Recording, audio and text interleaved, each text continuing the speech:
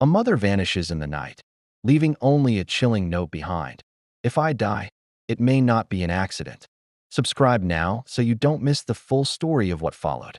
December 2009 began like most weeks for 30-year-old Susan Powell. She lived in suburban West Valley City, Utah, with her husband, Josh Powell, and their two young sons, Charles, often called Charlie, and Braden. By all appearances, the family was living a typical life.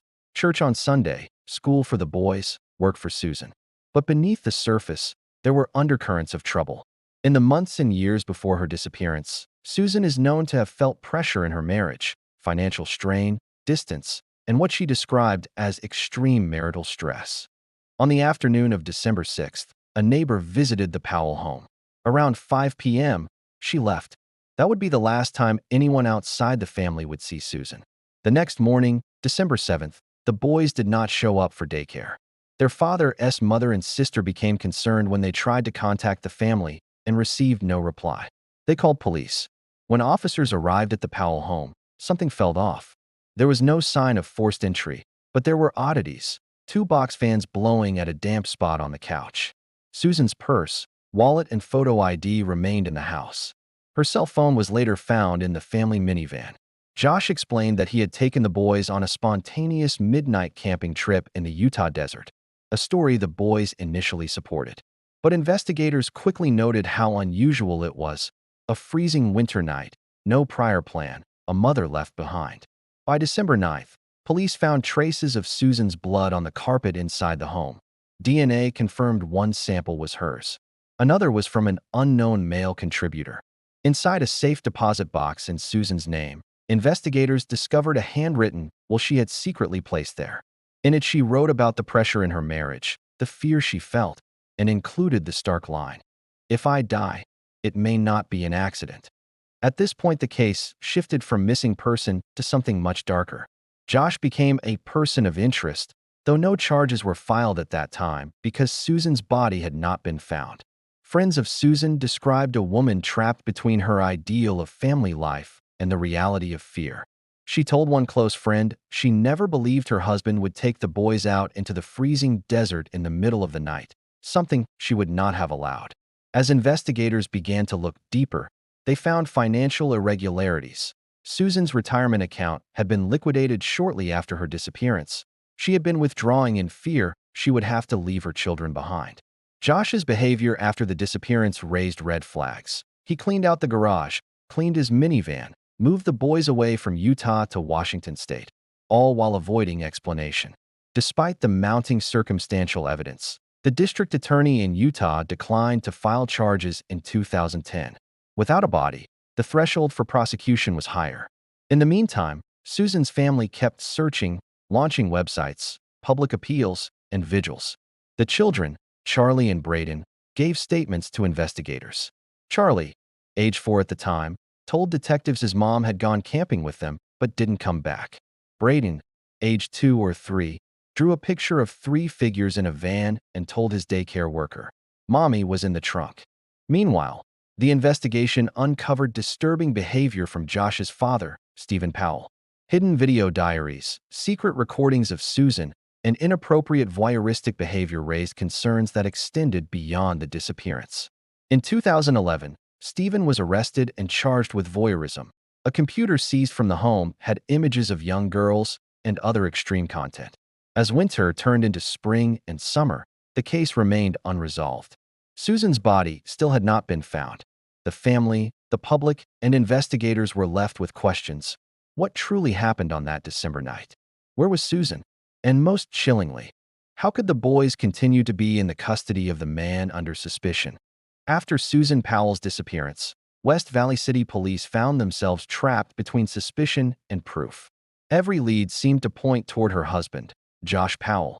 Yet without a body, without a confession, and without a clear crime scene, the case couldn't move forward in court. In the months following December 2009, Josh tried to appear calm. He gave interviews, insisted he was being misunderstood, and maintained that Susan had simply left, maybe even run away with another man. But every word he spoke only deepened public doubt. Behind the cameras, his behavior was unsettling. He withdrew the boys from daycare, packed up the family's belongings, and moved hundreds of miles away to Puyallup, Washington. There, he moved into his father's house, a home filled with tension, secrets, and now, new suspicion. Detectives continued their investigation from Utah, following financial trails, analyzing computer data, and re-examining the timeline of Susan's last day. Josh's midnight camping trip was dissected in detail. He had driven with his sons to the West Desert, an isolated area near Simpson Springs. Snow covered the roads that night. Temperatures dropped well below freezing, and there was no logical reason to be there. The police search found no signs of a campfire, no tracks, no evidence that anyone else had been present. When investigators confronted Josh with the inconsistencies, he gave vague answers and sometimes refused to respond. His stories changed slightly over time, as if he were trying to remember which version he'd told before. Then came the discovery of Susan's digital journals and emails. She had confided in friends and church members that she was afraid for her safety. In one entry, she wrote that Josh had become controlling about money and relationships. She worried that if anything happened to her, people wouldn't look closely enough at him. Police had enough circumstantial evidence to believe Susan was dead and that Josh was responsible, but not enough for charges. The investigation dragged on, slow, frustrating, and full of dead ends. Then a new layer of darkness surfaced. In August 2011, nearly 2 years after Susan's disappearance, authorities in Washington searched the home of Josh's father, Susan Powell. They were looking for evidence related to Susan. What they found shocked even veteran detectives. Thousands of images and videos filled the computers and hard drives in the house. Many were voyeuristic photos of women taken without their consent, including images of Susan, shot through windows and keyholes. There were recordings of Susan's voice and journals describing an obsession with her. Susan Powell was arrested and charged with voyeurism and child pornography. The investigation revealed that his fixation on Susan had been known within the family. Susan had felt uncomfortable around him and had written about it in her private notes.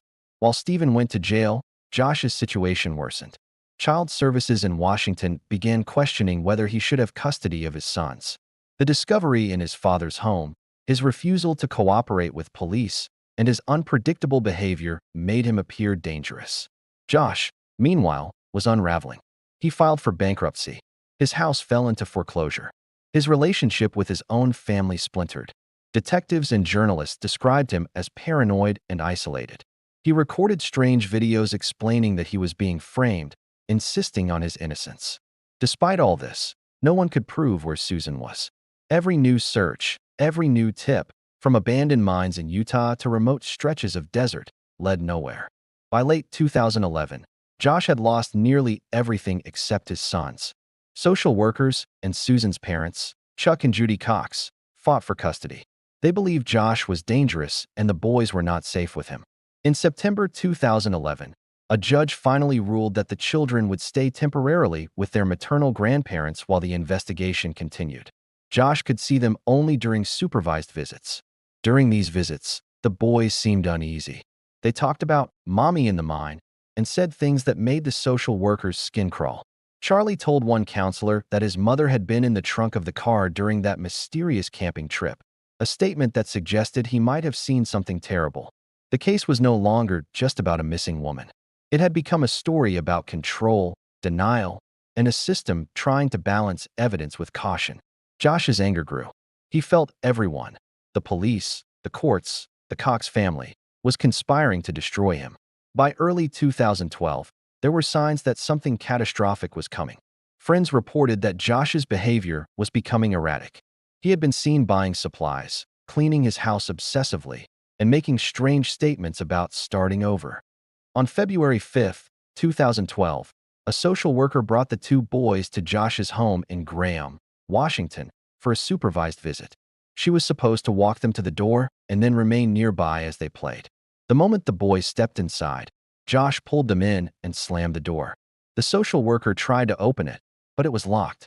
Within seconds, she smelled gasoline. She called 911, pleading for help. Moments later, the house erupted in flames. Firefighters arrived quickly, but it was too late. The explosion had destroyed the home. Inside, they found the bodies of Josh Powell and his two sons. All three had died of smoke inhalation. Investigators later discovered that Josh had struck his sons with a hatchet before setting the fire. Not enough to kill them instantly, but enough to ensure they couldn't escape. For many, this was the moment the missing person case turned into something far darker than anyone could have imagined. Police found Josh's final emails sent minutes before the explosion. One read simply, "I'm sorry. Goodbye." Another was a message to his attorney, leaving instructions about his property and personal accounts. The entire tragedy unfolded in under 10 minutes. Susan's parents were left devastated. They had fought for years to protect their grandsons, and now, the last pieces of their daughter's life were gone. After the fire, investigators searched again for Susan's body, combing through old mine shafts, deserts, and wooded areas that Josh had once visited. But she was never found. The official investigation into her disappearance remains open, but authorities are certain Josh was responsible for her death and for ensuring that no one would ever know exactly what he did with her. In the days following the explosion, investigators examined every detail of Josh Powell's final act. What they found removed any remaining doubt about his intentions. Josh had planned the murder-suicide carefully. He had removed his son's toys from the home. He canceled utilities. He donated their clothing to Goodwill. He emptied his bank account. Police found a voicemail he left for his sister minutes before the fire, saying, "I'm sorry. Goodbye." It was clear Josh knew exactly what he was about to do and had no intention of letting his children live without him or expose what they may have witnessed the night their mother vanished. The social worker who brought the boys to the home that day had tried desperately to stop him. She called 911, crying that something was horribly wrong. But everything unfolded too fast. By the time firefighters reached the burning home, it was too late. Susan's parents, Chuck and Judy Cox, were shattered. In just 2 years, they had lost their daughter and now their grandsons. Their hope for answers, for justice, for a future, vanished in flames. Investigators were left certain that Josh had murdered Susan, but had now taken the truth to his grave. For many watching from the outside, anger turned toward the system that allowed Josh to remain in the picture at all. Child Protective Services had been evaluating Josh's fitness as a parent at the time. A judge had ordered therapy and evaluations. Supervised visits were meant to protect the boys. But in the end, none of it stopped him. The Washington Department of Social and Health Services later stated that the staff followed the policies in place, but those policies would soon change. Meanwhile, the investigation into Susan's disappearance continued, because despite everything that had happened, her body had never been found. Police conducted searches in abandoned mines across Utah. They searched in remote areas where Josh might have gone that night. They followed every new tip, hoping for the one clue that could lead to Susan. Nothing surfaced. The official case remains open to this day. Josh's father, Susan Powell, the man whose obsession with Susan had sparked so many alarms, was serving time in Washington state for voyeurism and possession of explicit images. His behavior, especially towards Susan, cast one more shadow over the case. Investigators wondered whether he played any role in what happened to her. He was never charged in relation to Susan's disappearance and died in 2018. Without criminal charges ever filed in Susan's case, it became one of the most widely discussed examples of a justice system that could not move quickly enough, and a reminder that sometimes the most dangerous person is the one closest to home. The case drew national attention and prompted lawmakers to revisit how courts evaluate risk in custody disputes. Still, the most painful questions remain unanswered. What happened that night in December 2009? Did Susan suffer? Do the last clues to her final moments lie somewhere beneath the desert sand or within the sealed memories of a child who was too young to speak clearly? Without answers, there is no closure, only heartbreak. For Susan's family, the mission has become one of remembrance and prevention. They launched the Susan Cox Powell Foundation to support victims of domestic abuse and advocate for stronger child protective laws. Their hope is simple, that what happened to their daughter and to Charlie and Braden will never happen again. It has now been more than a decade since Susan Powell vanished. Photos and memories preserve the life she lived, the joy she brought her children, and the future she deserved. But the mystery of her disappearance, and the horror that followed, continues to echo through every conversation about domestic violence and family safety. There is a message at the center of this tragedy. When someone says they are afraid, believe them. When warning signs appear, take them seriously.